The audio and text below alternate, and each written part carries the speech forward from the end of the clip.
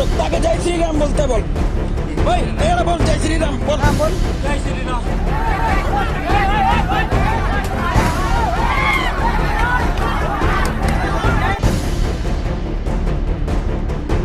नमस्कार, हमारे खास कार्यक्रम मुद्दे पर मुद्दे की बात में आपका फिर से एक बार स्वागत है। मैं अश्विनी जैन और मैं अनुष्पाल। महाराष्ट्र के पालघर में हुई माओ लिंचिंग में 2 साधुओं समेत उनके ड्राइवर की हत्या की शर्मसार कर देने वाली घटना सामने आई थी। चारों ओर घटना की घोर निंदा की जा रही है, साथ ही जमकर सियासत भी हो रही है। और सबसे बड़ी बात जो कि सोशल मीडिया पर इसको लेकर जो दुष्प्रचार फैलाया जा रहा है, जिसको लेकर महाराष्ट्र के गृह राज्य मंत्री अनिल देशमुख ने यह तक कह दिया कि इसमें जो साधुओं की जो घटना हुई, इसमें मरने और मारने वालों के धर्म में कोई अंतर नहीं है। वहीं अगर बात करें मॉब लिंचिंग के मामले में 110 लोगों को गिरफ्तार भी किया जा चुका है। इनमें से 101 लोगों को 30 अप्रैल तक पुलिस कस्टडी यानी पीसी में रखा गया, जबकि जो 9 नाबालिग थे उनको जुवेनाइल होम में भेज दिया गया है।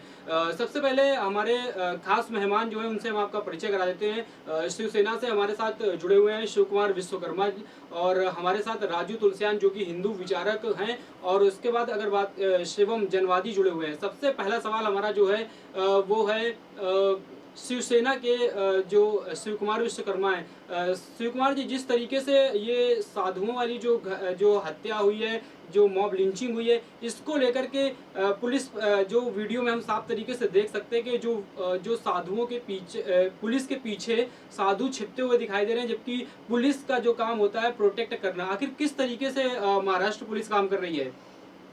शिव कुमार, देखिए, पालघर की घटना के लिए मैं निंदा करता हूं और बड़े ही शर्म की बात है। हम साधुओं का बड़ा आदर सम्मान भी करते हैं। पुलिस का अपना काम था, उन्होंने साधुओं को बचाने का प्रयत्न किया, लेकिन भीड़ इतनी ज़्यादा थी, मुझे लगता है पुलिस तो कुछ और दिखाई दे रहा है, पहले ही डर गई हो, तो इस कारण वो नहीं बचा पाए। इसका लिए दुख है मुझे। हमारी सरकार ने वहाँ भरपूर काम किया है, तत्काल में गिरफ्तारी की है, और आप देख रहे हैं 100 लोग को गिरफ्तारी पुलिस सस्पेंड भी किया गया है। इस तरीके हमारी सरकार वहाँ भरपूर साधु संतों के साथ है और हम संत समाज के साथ हैं। जो भी कार्रवाई होगी अवश्य की जाएगी।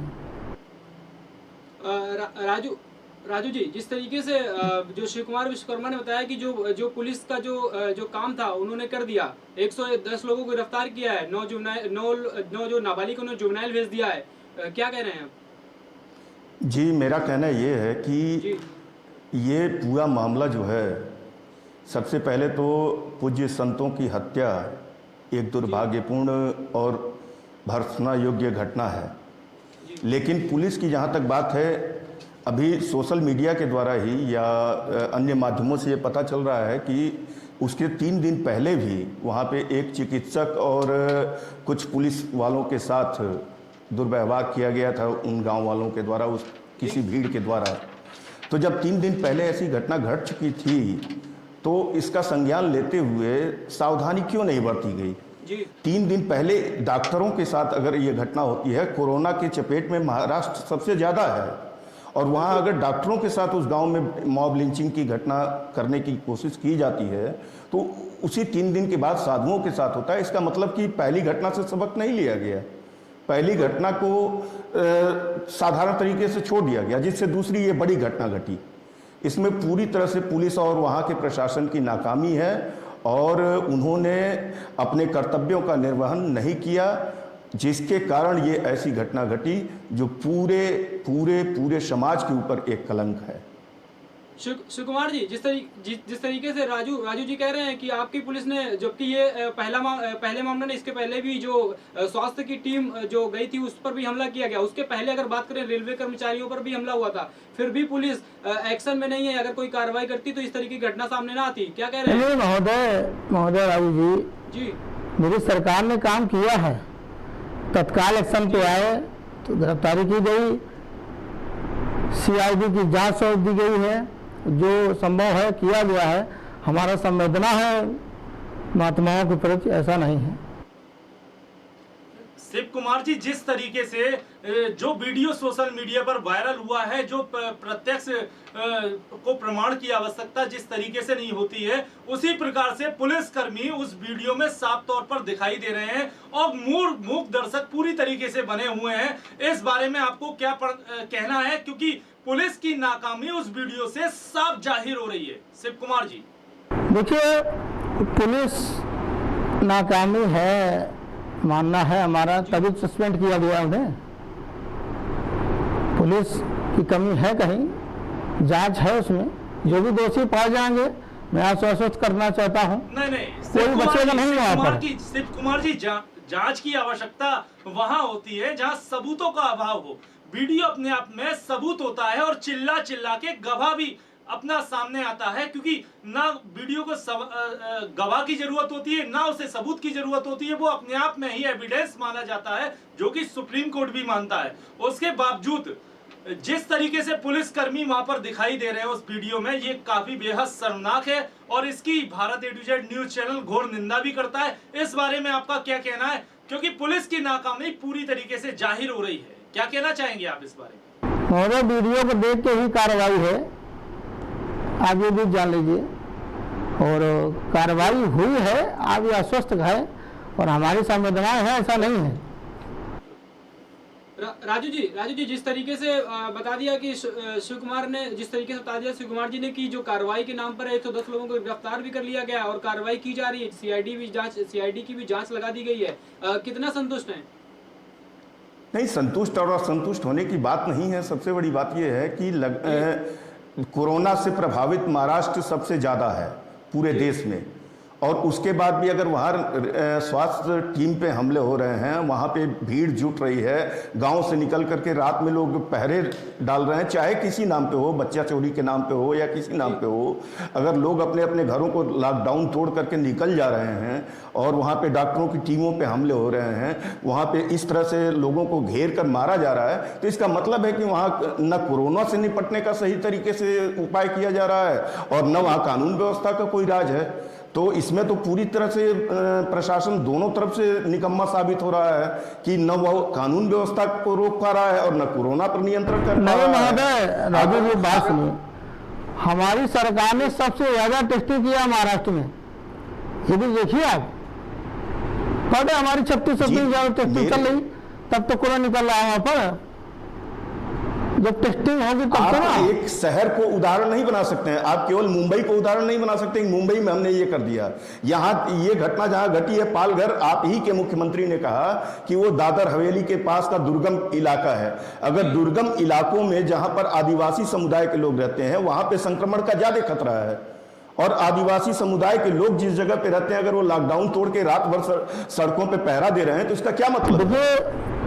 मेरा कहना है कि संतों को हमारे प्रशासन ने मना किया कि आप लॉकडाउन तोड़ के जाना चाहते घर जाइए वापस, उन्होंने इंटीरियर रास्ता चुन लिया और उस क्षेत्र में आज जो जानकारी है। मेरा विषय ये नहीं है, राज्य सत्ता एक एक व्यक्ति के जीवन की जिम्मेदार है, चाहे वो लॉकडाउन तोड़ करके जा रहे हैं। अगर शिव कुमार जी, एक सवाल आपके लिए, जिस तरीके से जो सीएम उद्धव ठाकरे वहां पर हैं, ये पूरे महाराष्ट्र के हैं, ना कि सिर्फ मुंबई के। मुंबई को सही कर देना कहां तक जायज है, क्योंकि मुख्यमंत्री तो पूरे राज्य के हैं वो, और ये जो घटना हुई है महाराष्ट्र के अंदर ही हुई है। मुझे घटना पे कार्रवाई की गई है भाई, आप क्या चाहते हैं? आप किस तरह कार्रवाई करना चाहते हैं? आप नहीं जानना चाहता हूँ। राजू जी, एक सवाल आपसे। जिस तरीके से जो जूना अखाड़े के महंत नारायण गिरी है, उन्होंने कहा कि जो साधु जो हैं, अपने जो सीनियर उनके साधु जो एक्सपायर हो गए थे, मतलब खत्म हो गए थे, उनके समाधि के लिए जा रहे थे। लेकिन उन्होंने एक बात और कही है कि लॉकडाउन की स्थिति देश में, लेकिन उन्हें पास लेना चाहिए था प्रशासन की तरफ से, फिर वे पास नहीं लिया, बिना पास के निकले। देखिए, जहां तक साधुओं के लॉकडाउन को तोड़कर जाने की बात है संतों के, तो मैं दो उदाहरण देना चाहता हूं। अभी एक उदाहरण हमारे सामने है, हमारे उत्तर प्रदेश के यशस्वी मुख्यमंत्री योगी आदित्यनाथ जी का। कोरोना और लॉकडाउन की इन कठिन परिस्थितियों में उन्होंने अपने कर्तव्यों का निर्वहन करते हुए अपने पिता के अंतिम संस्कार में जाने से इनकार कर दिया और एक संवेदना केवल व्यक्त कर दी। अभी आपने सबने सुना होगा कि सहारनपुर के बॉर्डर पे उनकी मौसी को जाने से रोक दिया गया और वो वापस चली आई, उन्होंने राज्य सत्ता का दुरुपयोग नहीं किया जी। वहां पर अगर संत किसी कारण से अपने गुरु के अंतिम संस्कार में शामिल होने के लिए जाना चाहते थे तो उनको समझाकर लौटाने की जिम्मेदारी राज्य सरकार की थी, पुलिस प्रशासन की थी। वहां पर जिस प्रकार सोशल मीडिया में लौटा दिया गया था समझा के, सोशल मीडिया पे 3-4 तरह की खबरें आ रही हैं कि एक बार उनको लौटा दिया गया, फिर वो दूसरे रास्ते से गए, दूसरे रास्ते से लौटाया गया तो तीसरे रास्ते से गए। देखिए राजू जी, सोशल मीडिया की खबर की बात हम नहीं कर रहे हैं। जिस तरीके से जो खबर वहां से आई है वो एग्जैक्ट है कि उन्हें जो गुजरात की बॉर्डर है वहां से लौटाया गया था, उसके बाद उन्होंने ये जो दुर्गम रास्ता अपनाया, उसके बाद एक जो वन चौकी पड़ती है वहां पर भी उन्हें रोका गया, उसके बाद उन्हें वहां से भी लौटाया गया, जिसके बाद वो फिर उन्होंने एक अगला जो रास्ता चुना जो कि गांव से जाकर होकर जाता था। लेकिन जो गांव में जिस तरीके से जो रूमर्स फैली हुई थी पहले से ही, जबकि 2 घटनाएं इसके पहले हो चुकी थी, एक तो रेल कर्मचारियों को रोका गया, उनको भी किसी तरीके से पुलिस प्रशासन ने छुड़वाया, उसके बाद जिस तरीके से जो स्वास्थ्य की जो टीम निकली थी उस पर भी हमला हुआ, जिसको भी पुलिस ने जो है उनको छुड़वाया। और लेकिन सबसे बड़ा सवाल पुलिस प्रशासन पे इसीलिए उठता है कि दो जो कांड होने के बाद भी एक्शन में नहीं आई और ये तीसरी घटना घट गई। मेरा भी प्रश्न यही है जी, मैंने भी पहला प्रश्न यही किया है कि लगातार घट रही घटनाओं के बाद भी ये तीसरी विभत्स घटना जो घटी तो ये पूरी तरह से वहां के प्रशासन की नाकामी है। महोदय, आपने उत्तर प्रदेश योगी जी का नाम लिया। जी जी जी। कमलेश तिवारी की चिता की यहाँ ठंडी नहीं हुई अभी। कमलेश तिवारी जी सीएम के नाक के नीचे दिन दहाड़े हत्या कर दी जाती है जी। कौन सी कार्रवाई कर दी भाई? हमारी सरकार ने तत्काल कार्रवाई की है। देखिए 45 बच्चों की मौत हो जाती है बिना ऑक्सीजन के। नहीं, सरकार की बड़ाई बात कर दो। उत्तर प्रदेश में कोरोना की कोई जांच की व्यवस्था नहीं हो पा रही है। कहाँ पे कर लेंगे यहाँ? आप भटकाना चाहते हैं ना? मैं तो कह रहा हूँ आज उत्तर प्रदेश के माननीय मुख्यमंत्री के नेतृत्व में कोरोना पर सबसे ज्यादा नियंत्रण पाया गया है और जिस तरह से यहाँ पर बिना किसी भेदभाव के, बिना किसी जाति धर्म पंथ और संप्रदाय के भेदभाव के जिस तरह से कोरोना पर नियंत्रण पाने के लिए पूरा प्रशासन और प्रशासन मुख्यमंत्री के नेतृत्व में लगा हुआ है, उसके लिए हम सभी उनके आभारी हैं। और जहां तक आपकी बात है कमलेश तिवारी जी की या कमलेश तिवारी जी की हत्या की या गोरखपुर बीआरडी मेडिकल कॉलेज के ऑक्सीजन के अभाव से मरे हुए बच्चों की, तो क्या उस पर कार्रवाई नहीं हुई? मैं खुद कह रहा हूँ कि ठीक है, साधुओं कर रहा हूँ, मैंने कार्रवाई कर दी जी। सवाल बड़ा और छोटा का नहीं है। बड़ा तो आपने बनाया है। मुख्यमंत्री जी बैठ करके अगर साधुओं की हत्या पर बयान दे करके और आज बार बार सफाई दे रहे हैं कि हमने 110 की गिरफ्तारी कर लिया, हमने 105 की गिरफ्तारी कर लिया, गृहमंत्री अगर सफाई दे रहे हैं कि सजा दिलाना और क्या? राजू जी, मुख्यमंत्री उद्धव गृहमंत्री का ये कहना कि उसमें किसी और धर्म के लोग नहीं शामिल है, मेरा क्या कहना चाहते हैं? कोरोना से लड़ना है, उसके विषय से तो अब घटना है, घट गई है, उस पर राजनीति करनी तो नहीं। जो उस पर नजर रखे हुए सोशल मीडिया पर, उसको लेकर के बयान दिया है सफाई देने।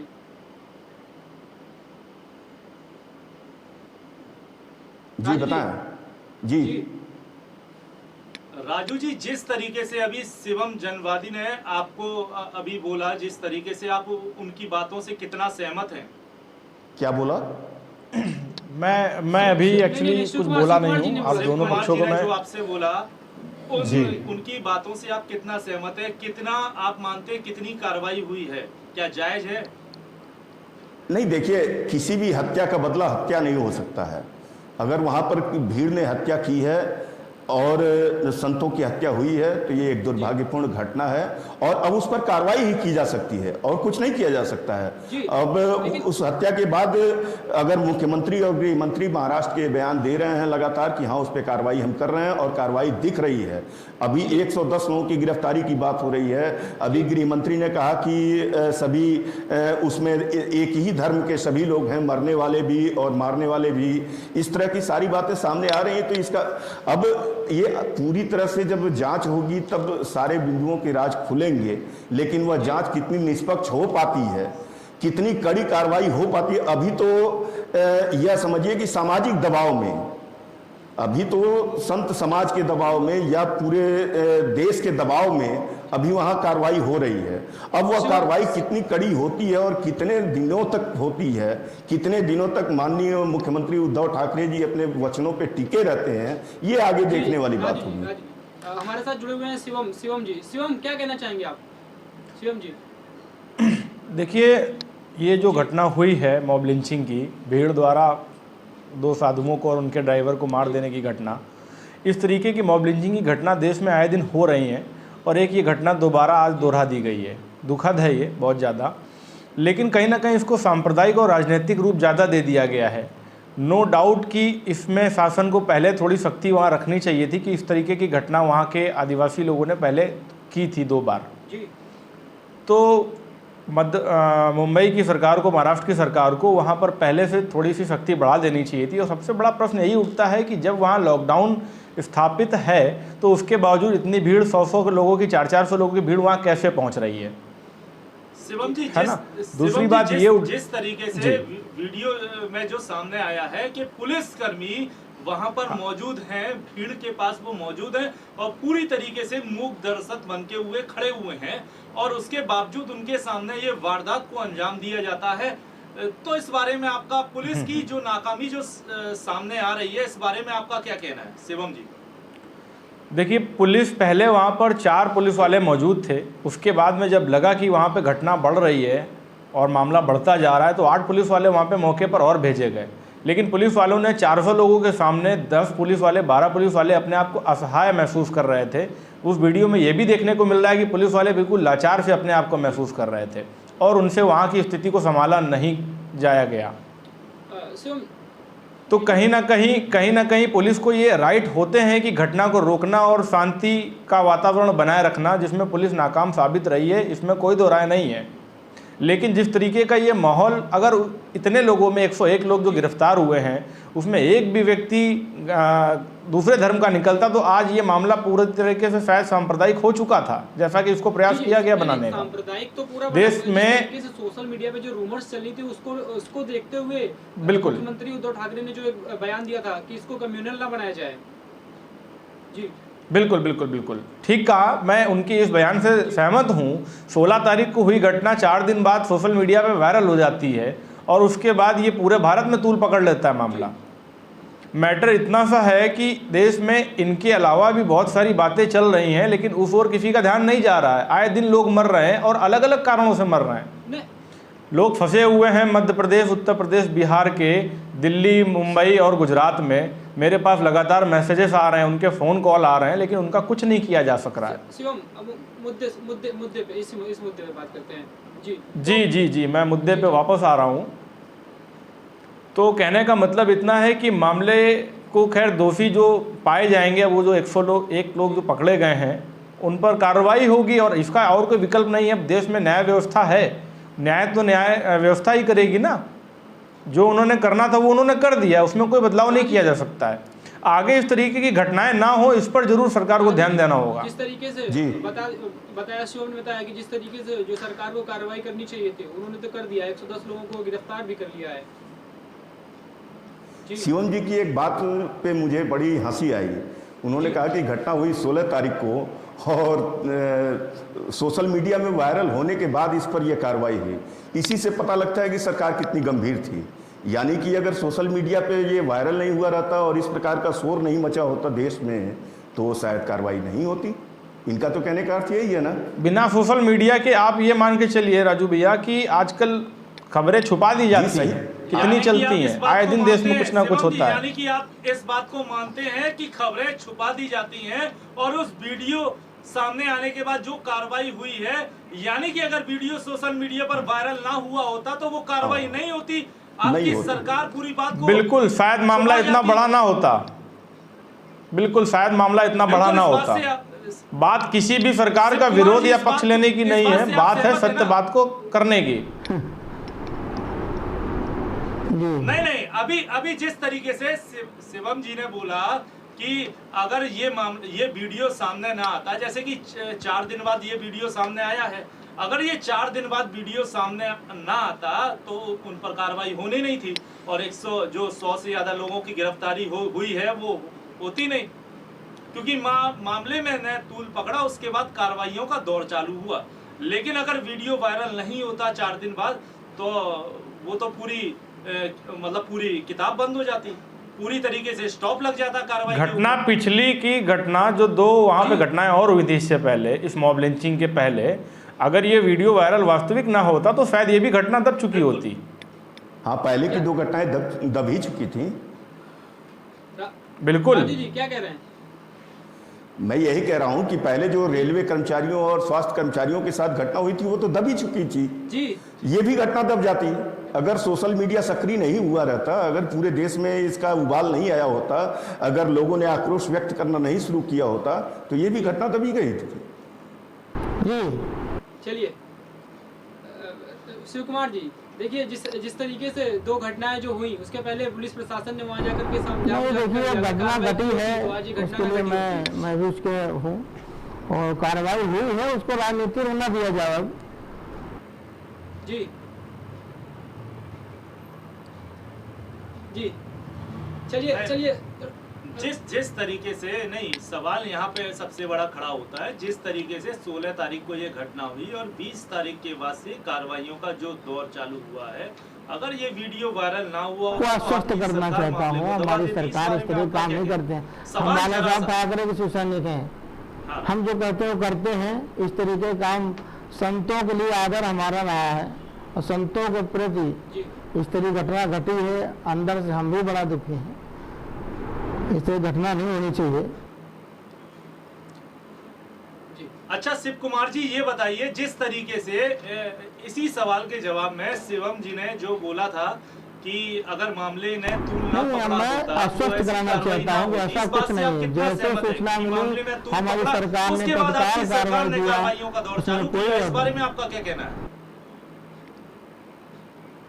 नहीं तत्काल कार्रवाई नहीं किया। 16 तत्काल कार्रवाई नहीं हुई, 20 तारीख को 16 की घटना थी और 20 के बाद कार्रवाई चालू हुआ, कार्रवाइयों का दौर चालू हुआ 20 से। जी क्या कहना है शिव कुमार जी? देखिए सरकार को जैसे सूचना मिली मैंने तत्काल कार्रवाई किया है। क्या कहना है, बोलिए। उसमें क्या रह गया अब? चलिए ठीक है ब्रेक ले लेते हैं, ब्रेक के बाद बात करते हैं। वक्त चला एक छोटे से ब्रेक का, ब्रेक के बाद फिर से होते हैं हाजिर। पायलट मैडम फ्लाइंग क्लास नहीं गई? वो वाले दिन है ना माँ। नया comfy snug fit sanitary napkin दूसरे नैपकिन से 80% बेहतर सोखता है, बड़े विंग्स लीकेज को रोकते हैं। कम्फी के साथ छू लो आसमान। Comfy power to be you, सिर्फ 22 रुपए से।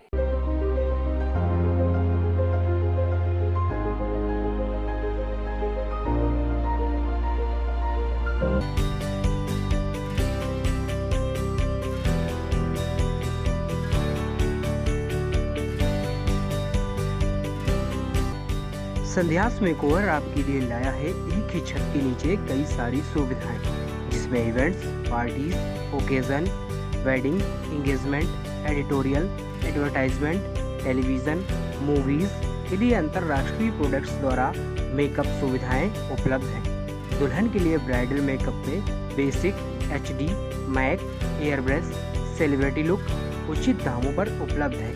संपर्क करिए देश की सभी मौजूद शाखाओं में।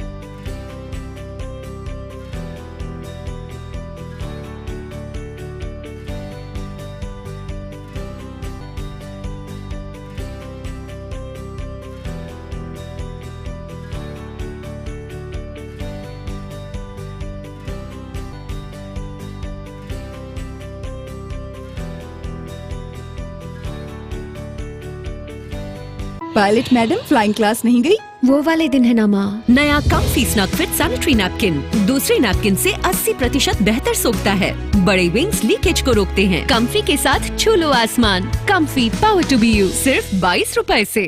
ब्रेक के बाद एक बार फिर से आपका स्वागत है हमारे खास प्रोग्राम मुद्दे पर मुद्दे की बात में। अब सवाल होता है राजू जी से, जिस तरीके से अभी साधुओं की बात पर बोला गया कि इस समय जिस वैश्विक महामारी के दौर से पूरा देश गुजर रहा है, उसके बावजूद जब जो साधु निकले थे बिना पास के निकले थे, जबकि पास लेना बिल्कुल अति आवश्यक है, उसके बावजूद वो लोग बिना पास के निकले थे, जिस वजह से उन्हें गलत सोच के पब्लिक ने उनके साथ जो व्यवहार किया जिससे उनकी मौत हो गई। इस बारे में आपका क्या कहना है? पास लेके क्यों नहीं निकले थे आखिर वो? कितना निंदनीय है? जी राजू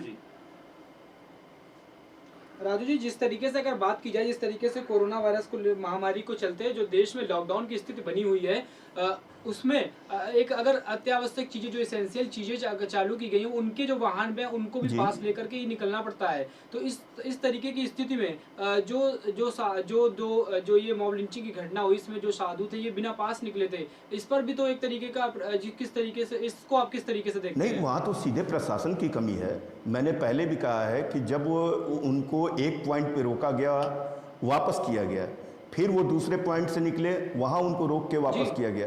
तो ये 2-2, 3-3 बार वो प्रशासन के संपर्क में आए हैं और उसके बाद भी अगर उनको लौटाया जा रहा है, उनको दूसरा पास दिया जा रहा है।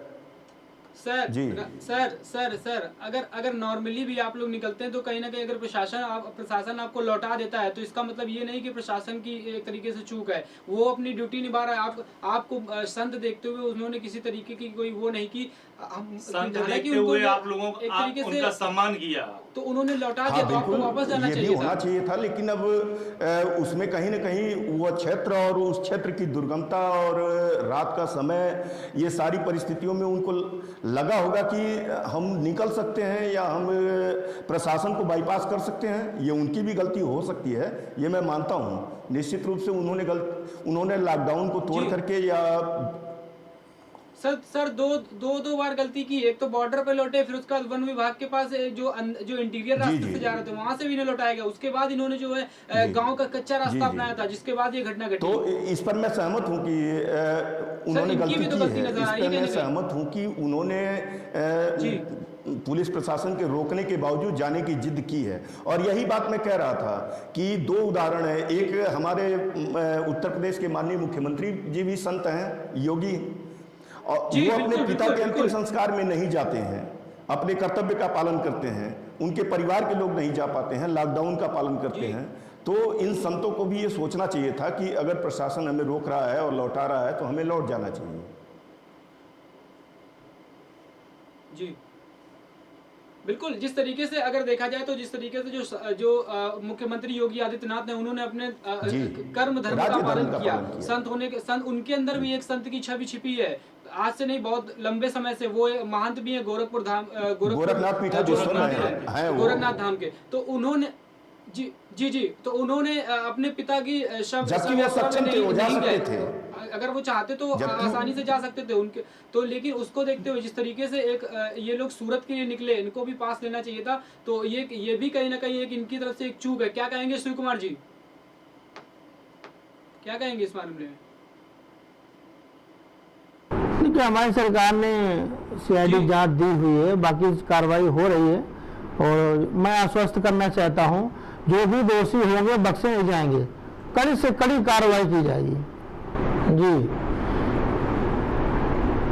नहीं, योगी जी ने जो किया ठीक है, देश की जरूरत है।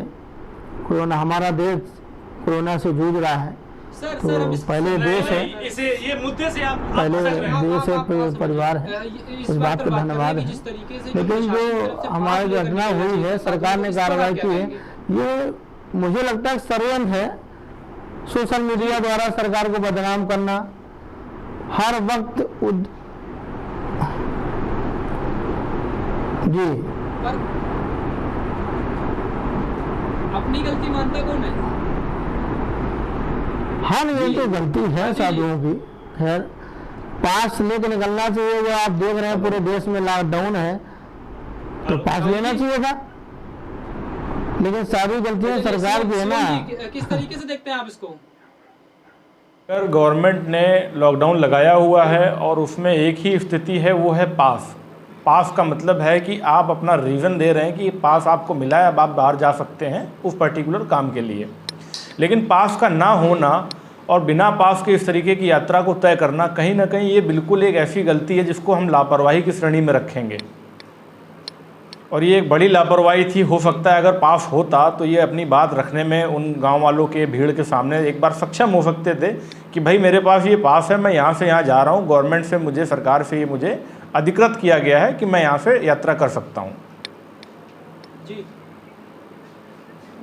जी, लेकिन पुलिस के हवाले से ऐसी सूचना भी आई थी कि जिस तरीके से इनसे जो अपनी पहचान के लिए पूछा गया तो कोई संतुष्टजनक जवाब नहीं दे पाए थे, जिसके कारण इनको वापस किया गया था। तो फिर इन्होंने जी, तो देखिए ऐसा है कि कई बार जैसा कि संतों का डिस्क्रिप्शन कि वो बेसिकली कहाँ से थे, जैसे वो किसी अखाड़े परिषद से जुड़े हुए थे, ये चीज़ें बाद में बाहर आईं। वे अपनी बात वहाँ नहीं रख पाए, थोड़ा सा हेजिटेट हो गए, या उनके मन में ऐसा क्या आया कि अगर वो संतुष्ट कर पाते तो शायद ये घटना एक बार रुक सकती थी। लेकिन चूंकि आदिवासी पहले से एक बच्चा चोरी गिरोह के लिए अपने आप का एक गुट बना के अलग अलग तैयार घूम रहे थे, तो उनके दिमाग में भी इस तरीके का आया। लेकिन भीड़ के द्वारा ये किया तो गलत ही गया है, भीड़ को अपने हाथ में ये कानून लेने का कोई राइट नहीं था। अगर आपको लगता था कि वो गलत हैं या शंका भी है तो पुलिस वहाँ मौके पे मौजूद थी, आप पुलिस के हैंडओवर कर सकते थे, फिर पुलिस का काम होता जांच करने का कि वो क्या है एक्चुअली। शिवम जी, अगर बात कर ले हम पूर्व में जो हुई जो मॉब लिंचिंग की घटनाएं हैं, अगर उनमें उनको लेकर के सरकार अगर कोई कड़ा एक्शन ले लेती तो आज इस तरीके से जो पब्लिक जो छोटे भैये बन चुके हैं एक तरीके से, तो तुरंत मतलब मॉब लिंचिंग की घटना को आसानी से वो दे देते हैं अंजाम। अगर पूर्व में की हो गई होती तो इस तरीके की घटनाएं ना घटती, इसको लेकर के जनता बिल्कुल ज़रूरी है ये कि किसी भी पूर्व की घटना से हमेशा सीखा जाता है, लोग सीखते हैं, अच्छा और बुरा पूर्व की घटनाओं से ही सीखते हैं। अगर इस पर एक कड़ी कार्रवाई करते हुए कड़ी सज़ा देनी शुरू हो जाए कि जो भी इस तरह की घटनाएं करे, तो वैसे भी हमारे यहाँ देश में देखिए कड़ी घटनाओं पे कड़ी सज़ा बहुत ही कम होती है। कितना लेट हमारे यहाँ का प्रोसेस है ये आप भी जानते हैं, मैं भी जानता हूँ। तो कहीं ना कहीं लोगों का विश्वास नहीं हो पाता है यहाँ की व्यवस्थाओं पे, इसके कारण ये झेलना पड़ता है। ये घटनाएं, इसके अलावा तमाम घटनाएं देश में आए दिन होती हैं। ठीक है जी। राजू जी क्या कहेंगे आप? एक तरीके से जिस तरीके से जो पूर्व में हुई मॉब लिंचिंग घटनाएं हैं, अगर उनको लेकर के सरकार की तरफ से कोई कड़ा एक्शन लिया गया होता तो कहीं ना कहीं पब्लिक के मन में एक जो भय होता अंदर से इस तरीके की घटना को अंजाम देने के बाद कि आखिर किस तरीके का जो अंजाम हो सकता है हमारा, तो उसको देखते हुए अगर पहले जो घटनाएं घटी उनमें एक्शन लिया गया होता तो इस तरीके की घटनाएं को करने से पहले जो जनता है वो सोचती है। देखिए, सबसे पहले हमें भीड़ की मानसिकता को समझना पड़ेगा। यह जो भीड़ के द्वारा न्याय पाने की जो ये परिपाटी ये परंपराएं शुरू हुई हैं, इनके पीछे पहला कारण है वोट बैंक, दूसरा कारण है राज्य सत्ता का संरक्षण। किसी न किसी भीड़ के द्वारा मारे गए किसी न किसी व्यक्ति के साथ आज तक कोई न्याय नहीं हुआ, चाहे वो कोई घटना रही हो। मैं किसी व्यक्ति, मैं किसी धर्म, मैं किसी संप्रदाय के पीछे नहीं जाना चाहता। मैं सीधी सी बात ये करता हूँ कि आखिर में भीड़ को ये कहाँ से अधिकार मिल गया कि वो किसी की हत्या करे या वो न्याय करे। जब हमारे यहाँ न्याय के तमामों स्तंभ मौजूद हैं तो भीड़ को न्याय का अधिकार किसने दिया? वो अधिकार दिया है केवल यहाँ की कुटिल राजनीति ने, वोट बैंक की राजनीति ने। वोट बैंक की राजनीति के चलते भीड़ सड़कों पे निकल के खुद फैसला कर रही है और राजनेता अपने अपने घरों में चुपचाप बैठे देख रहे हैं। राजू जी इस घटना में किस तरीके की वोट बैंक की राजनीति समझ में आ रही है? अभी आपने जिस तरह से देखा कि सर ये तो एक अफवाह के चलते हुआ है। एक एक्सीडेंट हुआ, ये दुर्घटना हुई, 2 साधु बने, लेकिन दूसरे दिन से जिस तरह से आपने देखा सोशल मीडिया में, पहले ये प्रयास किया गया कि इसको 2 धर्मों का, 2 संप्रदायों का संघर्ष बताया जाए, फिर उसके बाद प्रयास हुआ कि 2 राजनीतिक दलों, 2 विचारधाराओं का संघर्ष बताया जाए। तो ये क्या साबित करता है? ऐसे ही सारी घटनाओं में हुआ, मरने वाला और मारने वाला दोनों को धर्म और उनके मजहब को देख करके निर्णय किए गए, उनके वोट के आधार पर निर्णय किए गए, उनके वोट बैंक को देख करके निर्णय किए गए, और ये आज तक होता आया है। सर बिल्कुल सर, इस पे जिस तरीके से सोशल मीडिया पे लगातार मीम्स और जिस तरीके से जो अनाप शनाप जो भी जिसका मन में जो मन में आ रहा है लिख के अपना शेयर कर रहा है, जो समाज में जहर घोलने का भी काम कर रहा है, क्योंकि सबसे सस्ता जो साधन है जहर घोलने का वह सोशल मीडिया है। और सोशल मीडिया पे वह कार्य सबसे ज्यादा राजनीतिक दलों के कार्यकर्ता कर रहे हैं। वह कार्य सबसे ज्यादा राजनीतिक दलों के राजू जी, जिस तरीके से आजकल सोशल मीडिया पर लोग फालतू की चीजें वायरल कर दे रहे हैं, जिससे कि जैसे किसी भी धर्म के बारे में उल्टा सीधा बोल देते हैं। मैं किसी एक धर्म के बारे में बात नहीं कर रहा हूँ, मैं सभी धर्मों के बारे में बात कर रहा हूँ। जिस तरीके से सोशल मीडिया पर सांप्रदायिकता फैलाई जाती है, इसके लिए केंद्र सरकार को सोशल मीडिया को ऐसे अराजक तत्वों के ऊपर कड़ी से कड़ी कार्रवाई करनी चाहिए आईटी सेल द्वारा। इस बारे में आप कितना सहमत? सबसे पहले तो मेरा ये मानना है और मांग है और कहना है कि सभी राजनीतिक दलों के आईटी सेल को केवल चुनाव प्रचार के समय प्रयोग किया जाना चाहिए और उसके बाद उसको बंद कर दिया जाना चाहिए। आईटी सेल का उपयोग हमेशा नहीं होना चाहिए। चुनाव प्रचार के समय चुनाव आचार संहिता का पालन उन पर भी लागू होना चाहिए। शिव कुमार जी, आपका इस बारे में क्या कहना है? सोशल मीडिया में जिस तरीके से लगातार सांप्रदायिकता फैलाई जाती है, इसको लेकर के मैं राजू जी की बात पे कहना चाहता हूँ। राजू ने कहा वोट बैंक की राजनीति, मैं जानना चाहता हूँ पालघर घटना में वहाँ किसका वोट बैलेंस? शिव कुमार जी, उसको 10 साल के सरपंच हैं चित्रा चौधरी जी, भाजपा की ही वोट बैलेंस है। आप मेरी बात को समझने की कोशिश कीजिए। मैं केवल पालघर की घटना पर नहीं कह रहा हूँ, मैं आज तक जितनी भी घटनाएं घटी हैं उन सभी को उस राजनीति से जोड़ रहा हूँ जो राजनीति कहीं न कहीं वोट बैंक के साथ जुड़ती है। जी शिव कुमार जी, ये कोई पहली घटना नहीं है। जो तंत्र होता है, जो जितने भी लोग होते हैं, जितने भी भीड़ होती है, भीड़ का कोई रूप नहीं होता। और कई बार ऐसे मामले दबाए जा चुके हैं जो कि कई बार भीड़ ने ऐसा रूप धारण किया है कि सामने वाले को खत्म कर देती है, लेकिन उसके बावजूद भी भीड़ के ऊपर कोई कार्रवाई नहीं होती है। ये हमारे देश का दुर्भाग्य कह सकते हैं। इस तरीके से तमाम मामले सामने आते रहते हैं, लेकिन आज तक पब्लिक के ऊपर कोई भी कार्रवाई नहीं हुई, कैसी भी कार्रवाई नहीं हुई। अगर किसी को करवाना है या किसी भी तरीके से कुछ करना है तो भीड़ का रूप मैं एक चीज कहना चाहता हूँ जी। भीड़ में अफवाह की देश होता है, अफवाह रोकना चाहिए। सोशल मीडिया की अफवाह फैलते हैं। आपने से देखा कि पालघर में अभी सूचना आ गई कि ट्रेन चलने वाली है, कहना चाहता हूँ, हजारों पब्लिक आ गई, वहाँ डिस्टर्ब हो गया था। वहाँ पर आपने खुद देखा कि मैं एक चीज ये कहना चाहता हूं कि अभी जो उदाहरण दिए जा रहे हैं, लगातार जो भीड़ के द्वारा हत्याएं होती हैं, तो मैं ये कहना चाहता हूं कि 1 लाख की हत्या अगर होती है भीड़ के द्वारा, तो एक दूसरे वर्ग के द्वारा उसका समर्थन किया जाता है। चंदन विश्वकर्मा की हत्या होती है तो एक दूसरे वर्ग के द्वारा उसका समर्थन किया जाता है। क्या भीड़ का कोई धर्म होता है? क्या भीड़ किसी धर्म को लेकर के चलती है? लेकिन इनकी हत्याओं को एक हथियार बनाकर सिर्फ वोट बैंक की राजनीति ही की जाती है, बाकी और कुछ नहीं है। आज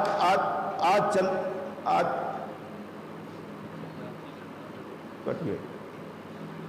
जी राजू जी का फोन कट गया, उनको लगाया जाए दोबारा से। तो शिवम, क्या कहना है आपको इस तरीके से सोशल मीडिया पे जिस तरीके से लगातार जो वायरल करके लगातार इसको सांप्रदायिक बनाना है, किस तरीके से धर्म की आड़ लेकर के दूसरे के धर्म पर आरोप प्रत्यारोप करना, किस तरीके से देखते हैं आप?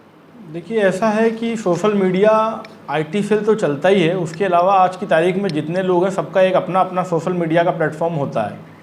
और कहीं ना कहीं जो जिस मानसिकता या जिस भी धर्म का फॉलोवर होता है, समर्थक होता है, वो अपने धर्म की बात करता है और दूसरे धर्म को नीचा या बुरा बताने की बात करता है।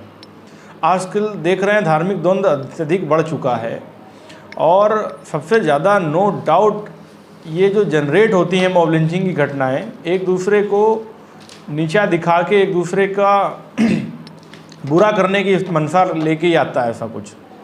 तो हेलो राजू जी जुड़ चुके हैं जी हाँ, तो कहीं ना कहीं नज़र रखनी ज़रूरी है और ये गवर्नमेंट को देखना पड़ेगा कि जो भी इस तरीके के एक्टिविटीज़ कर रहा है सोशल मीडिया प्लेटफॉर्म से, चाहे वो व्हाट्सएप हो, फेसबुक हो, ट्विटर हो, इंस्टाग्राम हो, आजकल सोशल मीडिया के प्लेटफॉर्म भी बहुत ज़्यादा बढ़ चुके हैं। तो इस पर गवर्नमेंट को पूरी तरीके से नज़र रखनी चाहिए और वेरीफाइड प्रोफाइल अप्लाई कर देने चाहिए, ताकि कोई भी फेक अकाउंट्स और इस तरीके का जो भी है ये ना एक्टिव रह सके हमारे समाज में।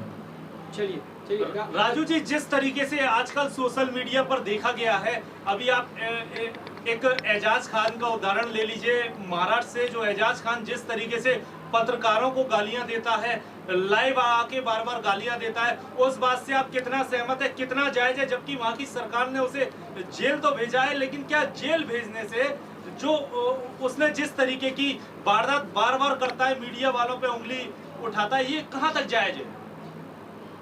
नहीं, बिल्कुल ये सारी चीज़ें बर्दाश्त के बाहर की चीज़ें हैं।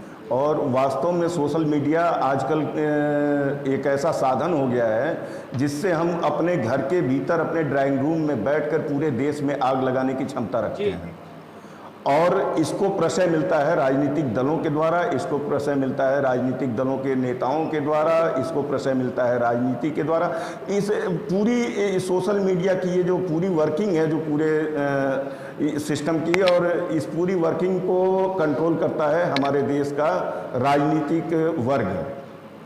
राजू जी, जिस तरीके से सोशल मीडिया पर एक दूसरे के ऊपर आरोप लगाए जाते हैं, आज के डेट में, उसके बावजूद भी ऐसे लोगों के ऊपर उस तरीके की कार्रवाई नहीं होती है, आखिर सबसे बड़ी वजह इसकी क्या सामने आती है?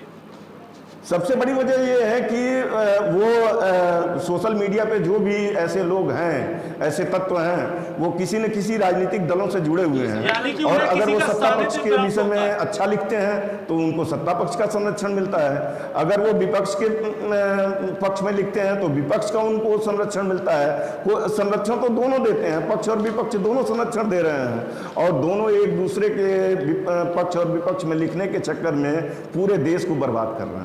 चलिए फाइनल कंक्लूजन ले लेते हैं सबसे। शिव कुमार जी, जिस तरीके से ये घटना घटी, इसमें महाराष्ट्र के प्रशासन की ओर से कार्रवाई भी की गई, फाइनल जो कंक्लूजन है क्या देना भीड़ में अफवाह की बेच होता है। अफवाह रोकना चाहिए, सोशल मीडिया से अफवाह फैलते हैं। आपने से देखा कि पालघर में अभी सूचना आ गई कि ट्रेन चलने वाली है, हजारों पब्लिक आ गई, वहाँ डिस्टर्ब हो गया सब वहाँ पर, आपने खुद देखा। ठीक है राजू जी जी, फाइनल कंक्लूजन जी, इन सारी चीजों का क्या निचोड़ निकला, आप क्या कहना चाहते हैं? मेरा कहना यही है कि जो पालघर में हुआ वैसी घटनाओं की पुनरावृत्ति नहीं होनी चाहिए। सोशल मीडिया पर नियंत्रण के प्रभावी उपाय होने चाहिए, और भीड़ के हाथ में न्याय न जाए, भीड़ के हाथ में अधिकार न जाएं, उसके प्रयास करने के लिए सभी लोगों को, मैं केवल महाराष्ट्र सरकार की बात नहीं कर रहा, पालेघर की घटना की बात नहीं कर रहा, पूरे समाज को इसके लिए जागरूक होना होगा और सबको मिल करके इस पर नियंत्रण का प्रभावी उपाय करना होगा। शिवम जी बताइए। जी, जिसके फाइनल कंक्लूजन शिवम जी, जिस तरीके से सोशल मीडिया पर राजनीतिक सानिध्य के चलते लोग उल्टी सीधी गालियां दे देते हैं। सबसे बड़ी बात मैं आपको बताता हूं, अभी एजाज खान का मैंने अभी लाइव शो देखा था, लाइव वो आए थे 4 दिन पहले। उसके बाद उन्होंने मीडिया कर्मी को जी भर के गालियां दी थी, एक एक के नाम ले लेके उसने गाली दी थी। उसके बाद वहाँ की सरकार के लिए उसने बोला था कि यहाँ के उद्धव ठाकरे हमारे साथ हैं, ये हमारे साथ हैं। तमाम उसने राजनीतिक पार्टियों के नाम गिना डाले थे कि वो उनके साथ है। मतलब कि राजनीतिक सानिध्य में आके आदमी सामने वाले को तमाम गालियां दे देता है, या ये पूरी तरीके से अधिकार दे दिया गया है सोशल मीडिया पर कि मुंह उठा के किसी को भी गाली दे दो, जिस तरीके से मीडिया कर्मियों को गालियां दी गई हैं। हो सकता है अगर आप केवल पर्टिकुलर एजाज खान की बात कर रहे हैं तो हो सकता है उसकी किसी से व्यक्तिगत द्वेष जैसी मंशा रही हो, लेकिन ये पूरी तरीके से गलत है। और जिस तरीके से आप बात कर रहे हैं कि फाइनल कंक्लूजन पालघर को लेके, मॉब लिंचिंग की घटना ये पहली नहीं थी, इससे पहले भी बहुत सारी हुई, आगे ना हो उसके लिए ये रिजल्ट देखना पड़ेगा कि सोशल मीडिया के जो पोस्ट रहते हैं उन पे लगाम रहे, देखा जाए ऊपर से। गवर्नमेंट को इस तरीके की रूलिंग लानी चाहिए और नियम कुछ सख्त किए जाएँ, थोड़ी सी सज़ा जल्दी से जल्दी और सख्त से सख्त की जाए ताकि लोग इसे सीख सकें। जी सभी मेहमानों को जुड़ने के लिए बहुत बहुत शुक्रिया, इस तरीके अहम बात करने के लिए और हमें इस तरीके से टाइम देने के लिए। जिस तरीके से हमारे खास मेहमान इस मुद्दे पर वाली बात में जो विशेष कार्यक्रम भारत A to Z का इसमें जुड़े और अपनी इसको लेकर के राय रखी, जिस तरीके से लगातार जो एक तरीके से मॉब लिंचिंग की जो घटनाएं इनको लगातार अंजाम दिया जा रहा था, इसको लेकर के जिस तरीके से सभी ने अपनी अपनी राय रखी, उसको लेकर के जिस तरीके से देखते हुए सोशल मीडिया पर विशेष तौर पर ध्यान देने की ज़रूरत है गवर्नमेंट को, क्योंकि सबसे सस्ता उपाय सोशल मीडिया है समाज में जहर घोलने का। और सबसे बड़ी बात, जिस तरीके से जो ये साधुओं की जो हत्या हुई है, इसको लेकर के भारत A to Z भी इसकी घोर निंदा करता है। इस तरीके से जो भीड़ तंत्र लगातार घटनाएं होती रहती हैं, इसके पहले भी हो चुकी हैं और आज इस तरीके की घटना हुई, इसको लेकर के भी भारत A to Z इस तरह की घटनाओं का घोर निंदा करता है। जी, जिस तरीके से सोशल मीडिया पर आजकल लोग वीडियो पोस्ट वायरल कर देते हैं और जी भर के सामने वाले को गाली दे देते हैं, मैं सरकार से आग्रह करता हूं कि इस पर लगाम लगाने की अब आवश्यकता है, क्योंकि किसी को भी अधिकार नहीं है कि सामने वाले को गाली देने का, उसके सेल्फ रेस्पेक्ट पर उंगली उठाने का। इसलिए सरकार से मैं आग्रह करता हूं अपने चैनल के माध्यम से कि इसके ऊपर आप लोग जरूर कार्रवाई कीजिए, ऐसे अराजक तत्वों के ऊपर कड़ी से